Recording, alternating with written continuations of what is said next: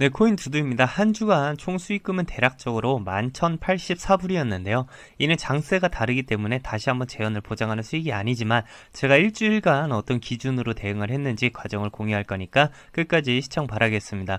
이 많은 분들이 근래 일주일은 정말 지루한 장을 보셨을 거라고 생각을 합니다.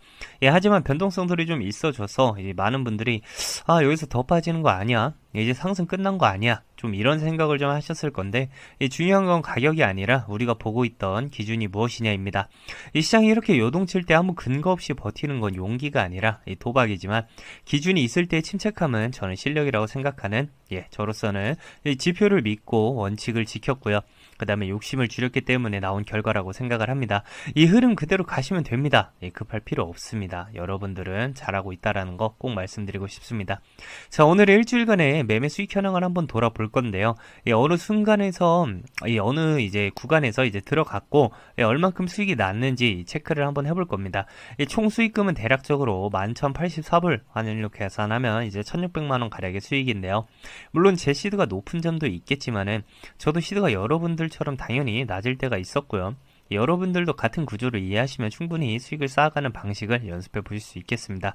네, 바로 시작해 볼 건데 근 일주일을 한 시간봉으로 큰 추세 체크해 보면 큰 범위는 전부 90K에서 87K 선 위아래로 횡보를 하였다는 걸 보실 수가 있겠습니다. 사실 큰 추세로 보아서 이렇게 변동성이 좀 있어 보이지 정말 루즈하게 흘러간 일주일이었습니다. 하지만 이 구간에서도 챙길 건 다 챙겨줬다라는 점 바로 체크해 볼 건데요. 먼저 최대 수익인 어제부터 체크해 보겠습니다. 오전부터 꾸준한 롱사인부터 시작을 해가지고 번개 시그널 나와줬죠. 이 교육 영상에서 말씀드린 것처럼 더 큰 상승을 의미해주는 번개 시그널 자체가 나와주었기 때문에 포지션 홀딩해 주었고요. 더 큰 파란 선이 추세 또한 계단식 우상향 해주는 구간이었기 때문에 충분히 5,000불 수익을 챙겨줄 수 있었다라고 생각하고 있습니다. 하지만 이후 큰 추세선이 골든 크로스로 가던 중 데드 크로스로 변경을 해주면서 이렇게 바로 빨간 추세선이 나와줬고요. 바로 급락의 쇼 시그널이 나와 다시 87K 구간으로 다시 복귀를 했습니다.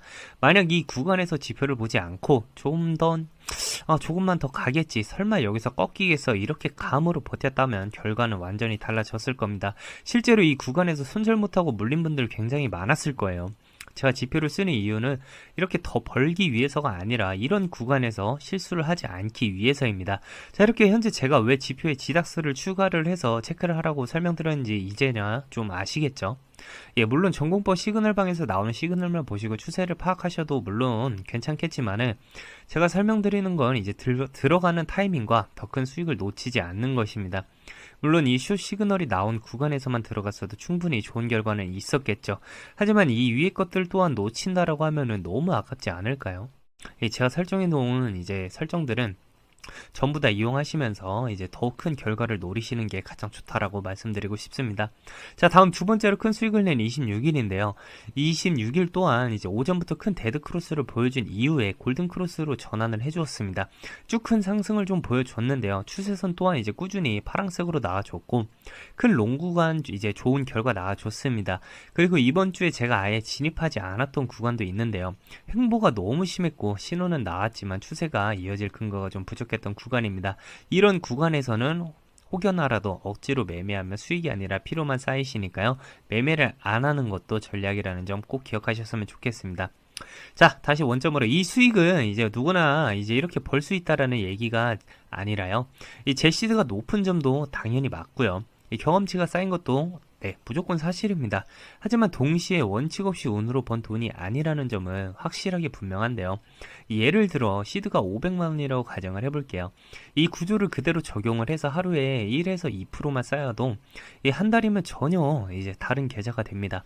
이 중요한 건 얼마를 버느냐가 아니라 같은 구조를 반복할 수 있느냐입니다. 이 같은 전략을 같은 비율로 이렇게 적용을 하면 수익의 크기는 당연히 달라도 수익의 구조는 누구나 만들 수 있다는 점 알려드리면서 이 영상을 보시는 분들 중에서도 막 시작하신 분들도 당연히 계실 겁니다. 처음부터 30%에서 50% 수익을 바라지 않으셔도 됩니다. 처음에는 3%, 5%, 10% 이걸 꾸준히 좀 지키는 게 훨씬 어렵고 훨씬 중요하기 때문에 시장에서 오래 살아남은 사람은 제일 많이 번 사람이 아니라 제일 오래 기준을 지킨 사람이라고 저는 생각을 합니다. 이번 주 역시 쉬운 장은 아닐 가능성이 큰데요. 하지만 방향을 좀 맞추려고 애쓰지 마시고 신호가 나왔을 때만 좀 반응을 하시면 될 것 같습니다. 시장은 늘 기회를 주지만 아무 때나 주지는 않기 때문에 오늘처럼 조정에서도 계좌를 지킬 수 있었다면 이미 충분히 여러분들도 잘하고 계신 겁니다. 이 마무리하면서 다시 한번 말씀드릴 건데 급할 필요 지금 없습니다. 남들과 비교할 필요도 없고요. 기준만 지킨다라고 하면은 결과는 당연히 따라오는 거기 때문에 이번 주도 정말 다들 고생 많으셨고, 다음 영상에서는 이제 뭐 이번 주 수익의 절반 이상을 좀 만든 딱 한 구간을 좀 가지고 왜 들어갔고 왜 버텼고 그다음에 어디서 정리를 했는지 이 차트 기준으로 아주 구체하게 좀 제가 풀어보겠습니다. 네, 끝까지 시청해 주셔서 감사합니다.